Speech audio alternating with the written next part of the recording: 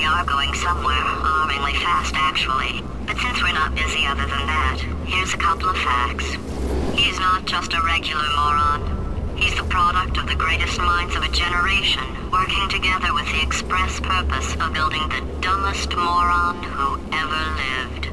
And you just put him in charge of the entire facility. Good, that's still working. Hey, just in case this pit isn't actually bottomless, do you think maybe you could unstrap one of those long fall boots of yours and shove me into it? Just remember to land on one foot.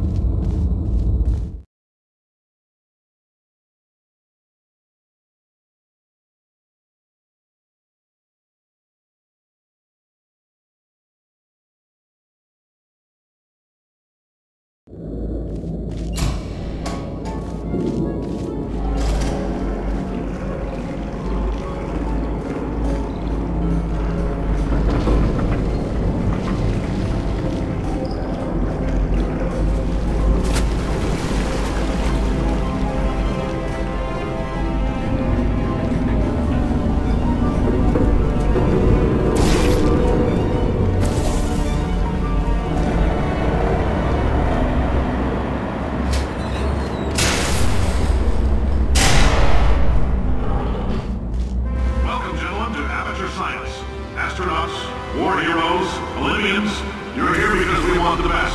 And you are it. So, who is ready to make some science? I am. Now, you already met one another on the limo ride over, so let me introduce myself. I'm Cave Johnson. I own the place. That eager voice you heard is the lovely Carolyn, my assistant. Rest assured, she has transferred your honorarium to the charitable organization of your choice. Isn't that right, Carolyn? Yes, sir, Mr. Johnson. She's the backbone of this facility. Pretty as a postcard, too. Sorry, fellas. She's married. To science.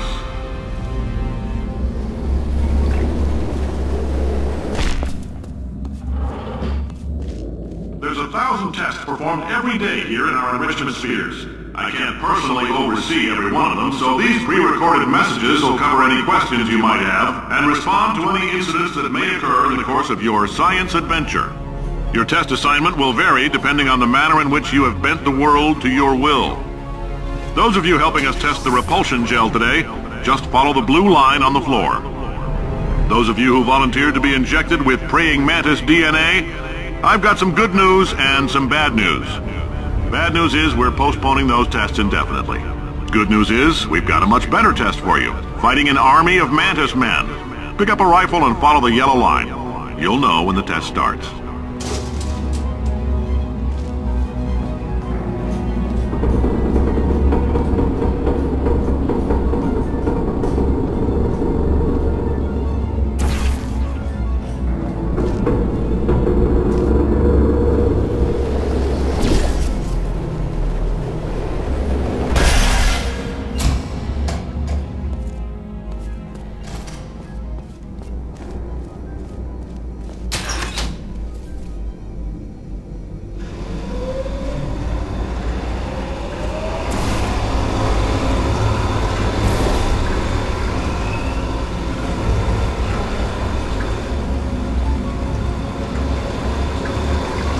They say great science is built on the shoulders of giants.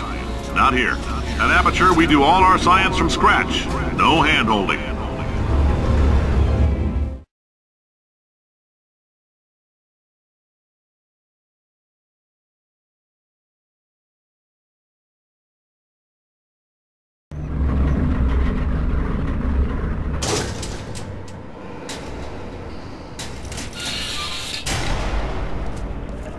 Let's get started. This first test involves something the lab boys call repulsion gel. You're not part of the control group, by the way. You get the gel. Last poor son of a gun got blue paint. All joking aside, that did happen. Broke every bone in his legs. Tragic, but informative. Or so I'm told.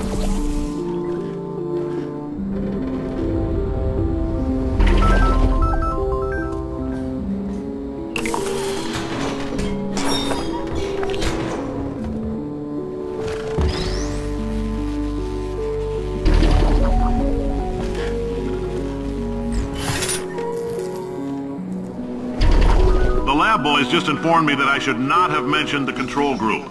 They're telling me I ought to stop making these pre-recorded messages. That gave me an idea. Make more pre-recorded messages. I pay the bills here, I can talk about the control group all damn day.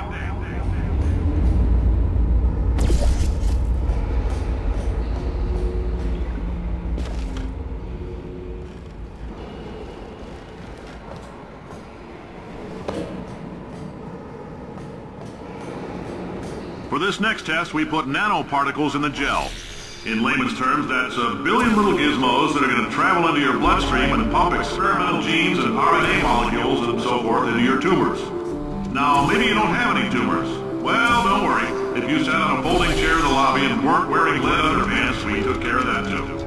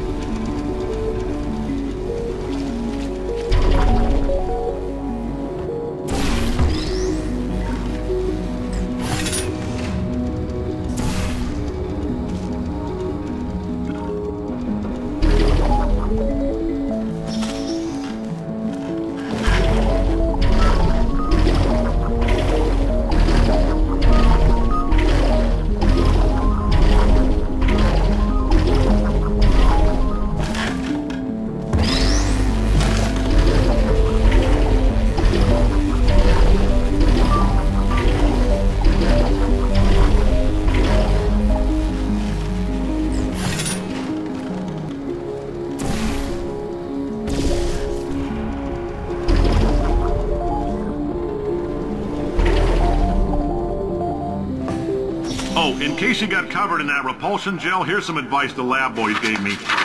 Do not get covered in the repulsion gel. We haven't entirely nailed down what element it is yet, but I'll tell you this, it's a lively one, and it does not like the human skeleton.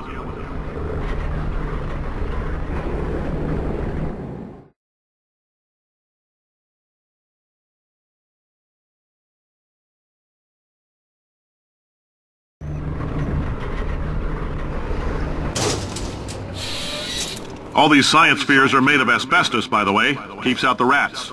Let us know if you feel a shortness of breath, a persistent dry cough, or your heart stopping, because that's not part of the test. That's asbestos.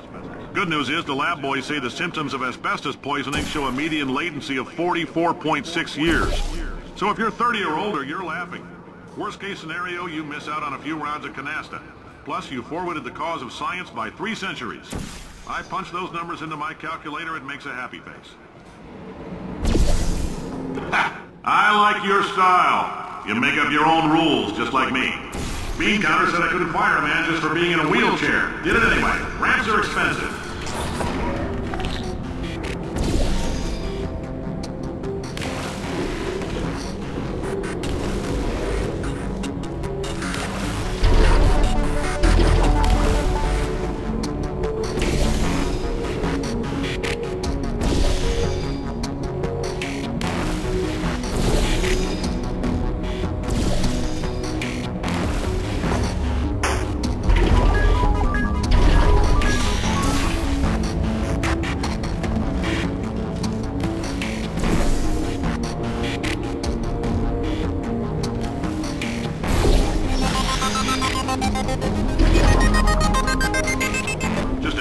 That coffee we gave you earlier had fluorescent calcium in it so we can track the neuronal activity in your brain.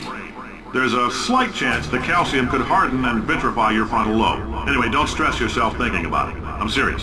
Visualizing the scenario while under stress actually triggers the reaction.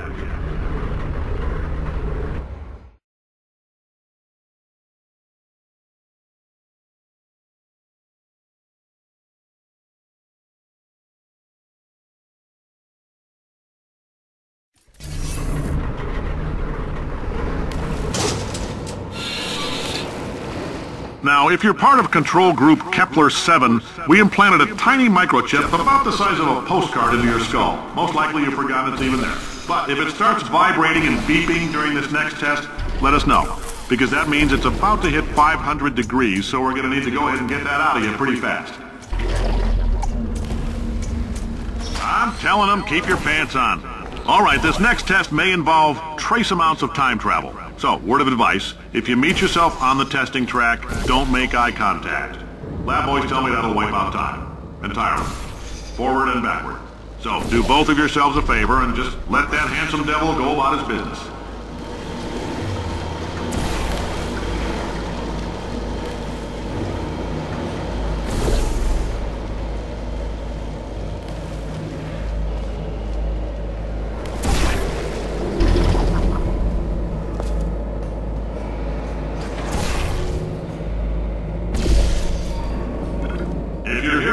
It means you're taking a long time on the catwalks between tests.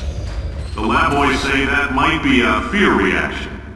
I'm no psychiatrist, but coming from a bunch of eggheads who wouldn't recognize the thrill of danger if it walked up and snapped their little pink bras, that sounds like protection. They didn't fly into space, storm a beach, or bring back the gold. No, sir, we did. It's you and me against the world, son. I like your grit. Hustle could use some work, though. Now let's solve this thing.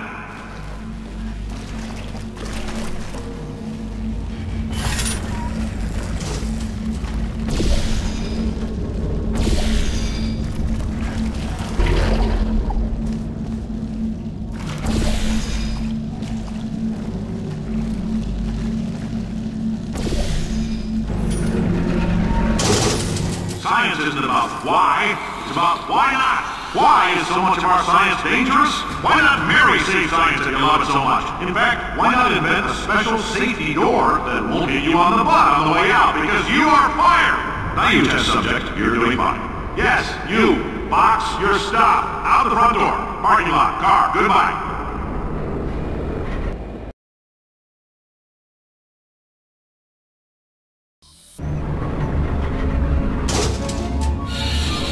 Congratulations! The simple fact that you're standing here listening to me means you've made a glorious contribution to science. As founder and CEO of Aperture Science, I thank you for your participation and hope we can count on you for another round of tests.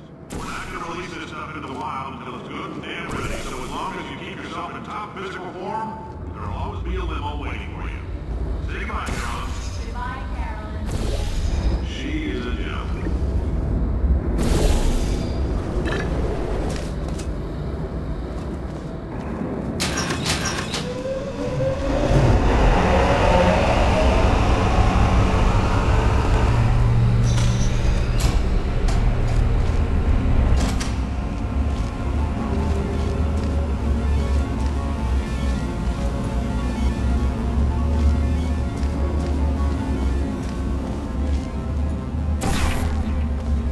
Greetings, friend. I'm Cave Johnson, CEO of Aperture Science. You might know us as a vital participant in the 1968 Senate hearings on missing astronauts. And you've most likely used one of the many products we invented, but that other people have somehow managed to steal from us. Black Mesa can eat my bankrupt... Sir, the testing? Right. Now you might be asking yourself, Cave, just how difficult are these tests? What was in that phone book of a contract I signed? Am I in danger? Let me answer those questions with a question. Who wants to make $60? Cash. You can also feel free to relax for up to 20 minutes in the waiting room, which is a damn sight more comfortable than the park benches most of you were sleeping on when we found you. So, welcome to Aperture. You're here because we want the best, and you're it. Nope. Couldn't keep a straight face. Anyway, don't smudge up the glass down there. In fact, why don't you just go ahead and not touch anything unless it's test related. Oh, hi. Say, you're good at murder. Could you, murder this bird for me? Thanks. Did you feel that? That idiot doesn't know what he's doing up there. This whole place is going to explode in a few hours if somebody doesn't disconnect him. I can't move, and unless you're planning to saw your own head off and wedge it into my old body, you're going to need me to replace him. We're at an impasse. So what do you say? You carry me up to him and put me back into my body, and I stop us from blowing up and let you go. Wow! You stabbed me! What is wrong with you? Hold on. Do you have a multimeter? Never mind. The gun must be part magnesium. It feels like I'm outputting an extra half a volt. Keep an eye on me. I'm going to do some scheming. Here I go. Oh, where are we? How long have I been out? That extra half volt helps, but it isn't going to power miracles. If I think too hard, I'm going to fry this potato before we get a chance to burn up in the atomic fireball that little idiot is going...